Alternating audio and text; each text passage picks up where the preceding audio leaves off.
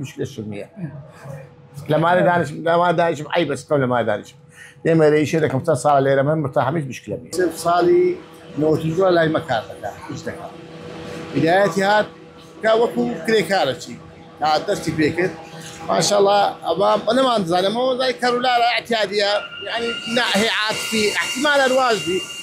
نوتدو هاتك لما ايش كذي شكالي زور مظبوط او يشارك به مع النبات ما شاء الله زور باشو يعني هاشتك ما بيدا قول شكلي بزدي لك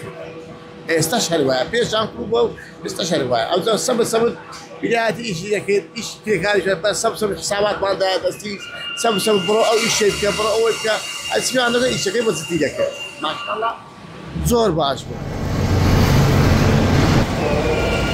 باشە چۆن کاروبار و ئیشەکانی خۆت جێبەجێ دەکەی لەگەڵ خەڵکی لەگەڵ کەستم لەگەڵ مشتریەکانت چۆن کاروباری خۆت جێبەجێ دەکەی؟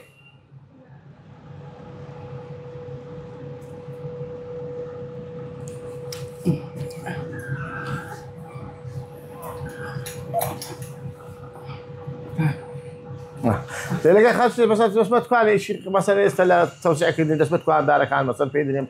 ئەو ها یەکسەر حساب دەمەوە حسابته او هيك عبره زول بي خوشه يعني او كاسه مثلا سكليري استا حاليا مثلا دست زي كان كي خلق زول تري خوشه لغري يعني استا اگر مثلا درجان قايب مثلا درجان ناي تلفون ذاك اللود يعني تلفون له ذاك اول شيء هي تلفوني شيء تلفوني كل شيء بس كابتك عندك او ذاك تلفوني تلفوني اشتكى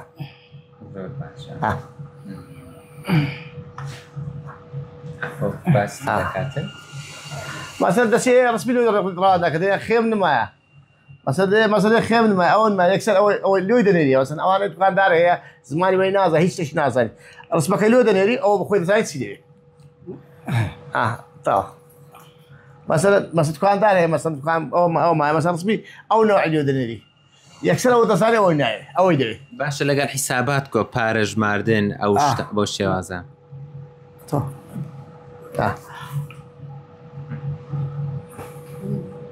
ئەوە دایە عەدەرەجێکە ئەوەی دەزانێت پارەژماریش اعتیادیە